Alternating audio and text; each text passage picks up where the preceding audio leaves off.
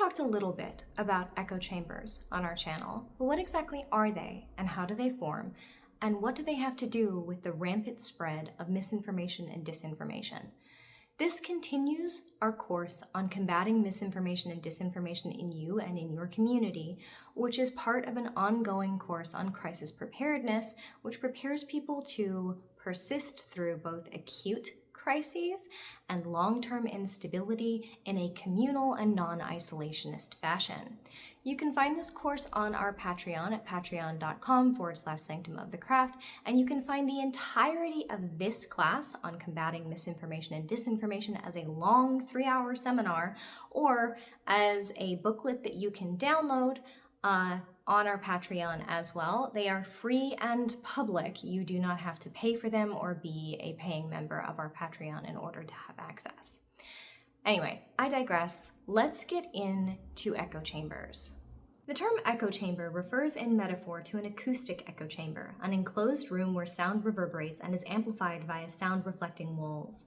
In a social context, an echo chamber is an environment in which participants are mostly limited to encountering beliefs that amplify their pre-existing beliefs by reflection and repetition inside a closed system. The system is insulated from new beliefs and from rebuttal of existing beliefs. Echo chambers occur both in the mundane Gestalt physical world and in online spaces. Echo chambers offline may be found in families, friend groups, groups aligned by faith or religion, groups aligned by ethnicity, groups aligned by sexuality, etc. It is very common for communities to become segregated by socioeconomic class, cultural perspective, and political ideology. For example, research has found that people are more likely to move to neighborhoods that match their political preferences. One large study of 180 million registered voters in the United States found extreme partisan sorting in geolocation on both the state and county level. Even in the same neighborhoods, Republicans and Democrats tended to cluster near each other. Research has found that the fragmented nature of online culture, which is highly based around the importance of identity construction, and the argumentative nature of online communities help generate echo chambers. Researchers also found that echo chambers are extremely easy to use to disseminate disinformation, as participants can exploit contradictions against perceived opponents when controversies are identity-driven. Online communities may make it easier for people to seek out others who share their more extreme perspectives and form even more niche, restrictive, insular, and exclusionary echo chambers. It has also been established that people feel reduced fear when sharing their views on the internet than they do in offline spaces, which may contribute to how easy it is to fall into online echo chambers. People feel more confident expressing their views online and finding people who agree with them than they do in person. Because echo chambers build upon identity politics and extreme emotion, they can contribute to polarization, neo-tribalism, and the creation of hate groups. Echo chambers contribute to the viral spread of misinformation as the chamber provides the initial growth, and each member can then spread the misinformation in broader diffusion. So what exactly is the difference between an epistemic bubble and an echo chamber? In the last half a decade, both echo chambers and epistemic bubbles have been responsible for the spreading of misinformation and disinformation as a form of viral contagion. The two terms are often conflated, despite being two distinct concepts in social epistemology. An epistemic bubble is an information network in which important sources have been excluded by omission, which can be unintentional. In contrast, an echo chamber is an epistemic construct in which voices are actively excluded and even discredited. An epistemic bubble is an impaired social framework that lacks strong connectivity, causing members to be unaware of information that would contradict their beliefs. An echo chamber doesn't lack connectivity, but depends on purposefully isolating beliefs from information that could ever contradict it. Epistemic bubbles can be burst or popped when new contradictory information is introduced into the system. The contradictory information has just been left out. It's not been discredited or attributed to an othered, negatively perceived source. By contrast, echo chambers are very strong.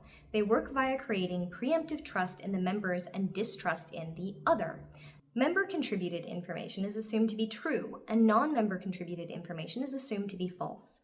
Outside perspectives and information can be introduced, but it doesn't open the chamber, and the inside voices continue to be repeated and amplified.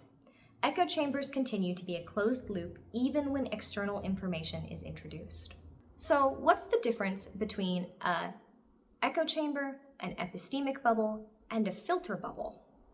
Dr. Cass Sunstein, a law professor and previously the administrator of the White House Office of Information and Regulatory Affairs, wrote about the concept of filters on echo chambers in his book, Republic.com.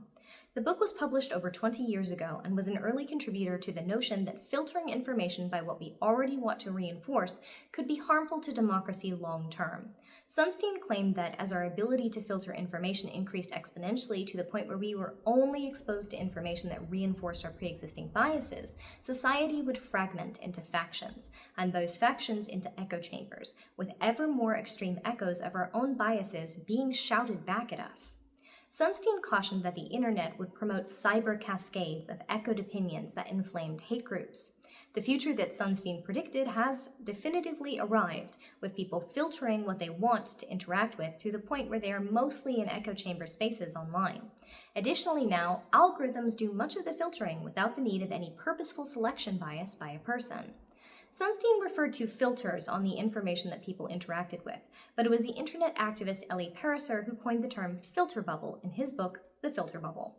The book came out in 2011, but like Sunstein, it predicted what we're experiencing now. Pariser detailed how a person's online digital footprints allowed algorithms to tailor the content a person was exposed to. Over time, this would lead to isolation and social fragmentation. He claimed that filter bubbles would also have a negative impact on civic discourse, and they would polarize our society. The filter bubble would be like a personal ecosystem of information catered to by algorithms based on the internet user's past browsing and search history, built up over time when a person would indicate interest in topics. That information would be used to target the internet user with certain types of information, causing it to appear very prominently and seemingly naturally so.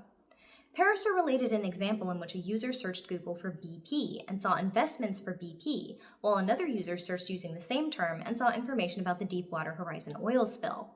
The two users had searched the same term on the same search engine and received strikingly different results. Pariser gave a TED Talk in May 2011 in which he gave more examples of how filter bubbles work and where they can be seen. Pariser asked several friends to search for the word Egypt on Google.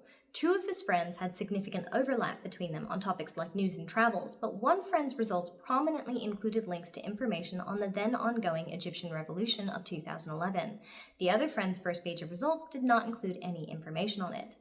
Although Pariser originally reported that browsers installed data-laden cookies and personal tracking beacons, that is no longer the only concern. User privacy regulation, most notably the General Data Protection Regulation, has forced advertisers and others to look for alternatives to what is referred to as cookie-based user tracking. However, less than 5% of those surveyed intend to voluntarily stop using third-party cookies in order to gather user data as long as the option exists that they can do so. The simplest strategy involves the use of first-party cookies and second-party data. Most websites will now present a user an opt-in or an opt-out of various cookies upon their first visit. This is the window that pops up when you go to a website and it says, will you enable and accept cookies, or do you want to select which ones you will turn on and off, or do you want to not make use of our website? Many users who opt out of third-party cookies will still opt into first-party cookies, cookies intended for internal use. For example, recommending products or articles. These are then given to what are called PEPs, Partner Ecosystem Platforms, in order to share legally collected first-party user data between companies, known as second-party data. As the data was consensually collected and is being shared with trusted partners per the agreement terms that people agree to when they go to the website, this falls outside most privacy protection laws. At this time, in 2025, 3 such PEPs have over 75% of the market share, but exactly what services they're providing to what companies is difficult to access publicly. They are PartnerStack, IBM Sterling, and Partnerize. They are privately owned with significant venture capital funding, owned by IBM and owned by Estelle KKR, respectively. Prominent among the alternatives is the rise of targeting based on what's referred to as a digital fingerprint, which can be used by advertisers and other actors to continue to track online user activity, in some instances despite opting out of browsing cookies or manually clearing browser cookies. This is based on using parameters that a browser and device sends to web servers that can include everything from screen resolution, type of device, operating system version, geolocation data, and more. This is then used to create a unique identifier for an individual that may not have a name, address, or phone number directly associated with it, at least erased initially. It can, however, still be used to connect all of the user's browsing experiences together, which allows for targeted and filtered content to be shown. We talk a lot more about the dangers of digital fingerprints in our class on InfoSec and OPSEC, the very long version.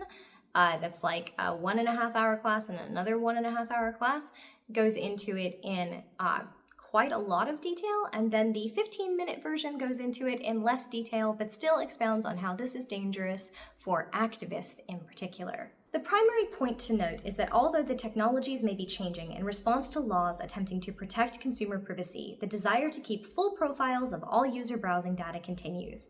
There is a massive incentive to do so by companies who have found that they can make more money by targeting their advertisements, as well as news stories, videos, and even pricing with targeted pricing. And these profiles still result in the creation of filter bubbles on almost all online experiences. Pariser warned that filtered searches created the impression that our narrow, very self-interested bubbles were all that existed. He warned that it would undermine civic discourse and make people more vulnerable to propaganda and misinformation. In 2022, an audit performed by then Twitter's own internal research team examined millions of shared news articles and uncovered that the personalized home feed of people amplified biased media content, especially from right-wing sources. Most people don't realize that filter bubbles exist. A 2015 study found that more than 60% of Facebook users are entirely unaware of any curation on Facebook at all. Instead, they believed that what they were being shown was what everybody saw.